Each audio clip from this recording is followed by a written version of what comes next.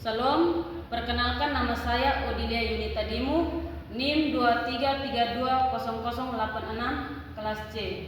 Di sini saya akan membuat video pembelajaran mengenai 3 konsep. Yang pertama itu konsep keterampilan berpikir analitis.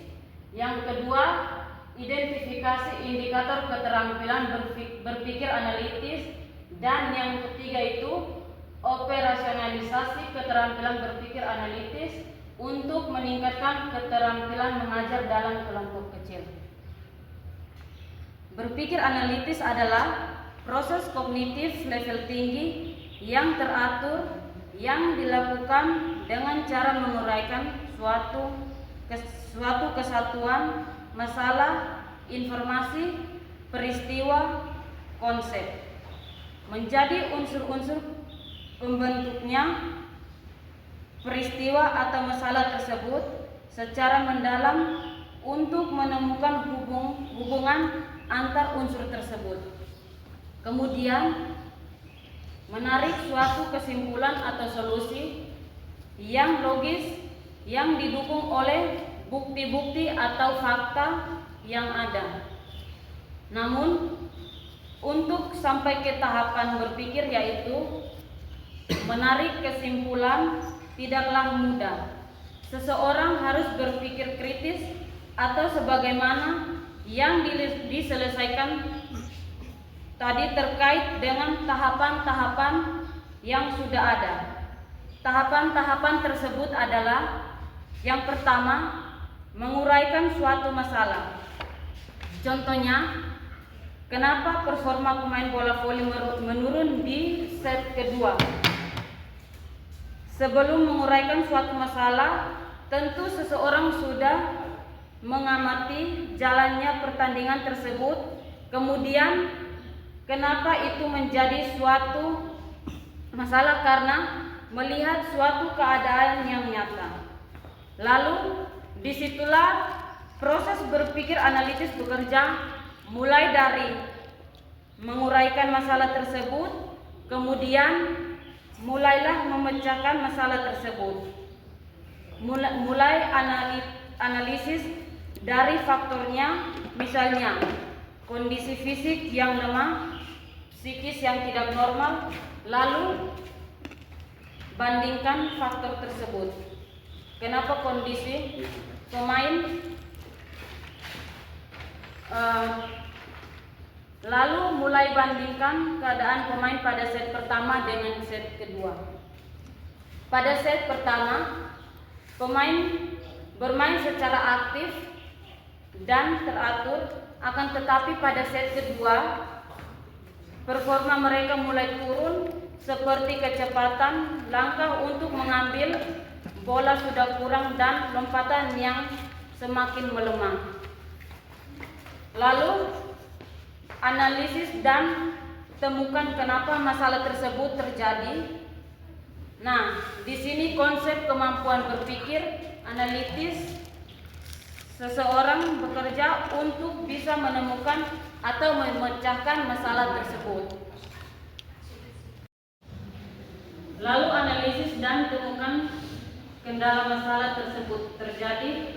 Nah, di sini konsep berpikir analitis seseorang untuk bisa menemukan masalah atau memecahkan masalah tersebut. Misalnya, pada contoh tadi, masalah menurunnya performa pemain pada set kedua karena faktor kelemahan fisik akibat kurang istirahat dan asupan nutrisi yang kurang. Kemudian mulailah mengambil kesimpulan pada contoh tadi. Jika ingin performa tetap stabil akhir pemain, maka peran nutrisi dan istirahat yang cukup adalah solusi yang baik dan logis. Yang berikut, identifikasi indikator berpikir analitis. Indikator berpikir analitis adalah suatu tahapan untuk mengukur pertanyaan. Bagaimana cara melihat atau mengukur bahwa seseorang sudah berpikir analitis atau belum? Di antaranya yang pertama itu menguraikan.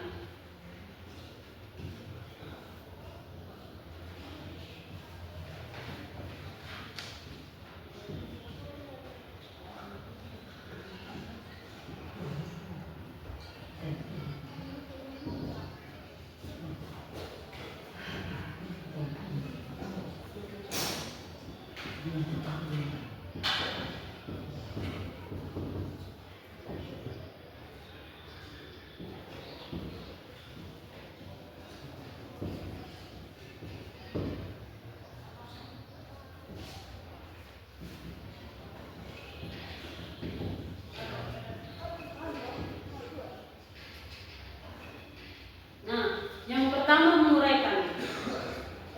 menguraikan atau masalah data-data. Yang kedua itu membandingkan. Yang ketiga menganalisis tanpa masalah tersebut kenapa masalah terjadi. Dan yang keempat itu mengevaluasi masalah yang terjadi. Dan yang kelima itu menyimpulkan dan memberikan saran. Nah, di sini dari sini tahap-tahap indikator inilah baru kita temukan bahwa seseorang sudah berpikir kritis atau belum.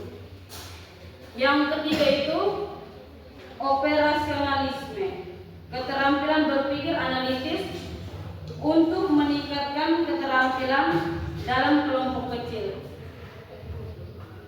Jadi saya akan membagi pengalaman saya mengenai bagaimana keterampilan berpikir analitis, konsep dan indikator dalam meningkatkan keterampilan dalam perkuliahan mikro.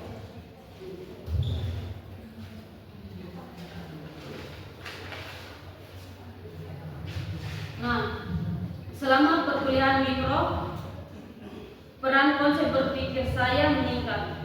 Kenapa dikatakan meningkat? Dan diukur dari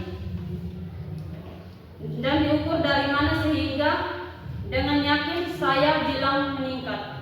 Untuk itu saya akan menjelaskan hal tersebut. Pertama itu dari indikator mengajar yang sudah ditentukan dan harus dituntaskan. Konsep dan indikator berpikir analitis yang ditetapkan oleh dosen pengampu mata kuliah mikro, saya rasa sangat membantu saya meningkatkan kemampuan berpikir kritis selama perkuliahan mikro dalam mengajar dalam kelompok kecil. Contohnya dalam masalah keterampilan mengajar, untuk bisa menerapkan indikator yang ada, misalnya indikatornya tidak mengajar siswa untuk melakukan pemanasan yang berbasis permainan. Nah, setelah mengajar, saya merefleksikan hal itu dalam pikiran saya. Kemudian saya berpikir, kenapa sehingga selama mengajar pemanasan saya sangat monoton sehingga siswa tidak bersemangat. Setelah saya berpikir, faktor penyebabnya adalah karena saya sebelumnya tidak berpikir bahwa dengan pemanasan yang sangat berbasis permainan, siswa terlihat lebih semangat untuk mengikuti pembelajaran. Dan juga selama perkuliahan saya dan teman-teman kelompok setelah mengajar kami semua melatih keterampilan berpikir analitis. Kami dengan harus memecahkan masalah kenapa memenuhi indikator yang sudah diberikan oleh dosen pengampu. Contohnya seperti tidak memberikan motivasi kepada siswa.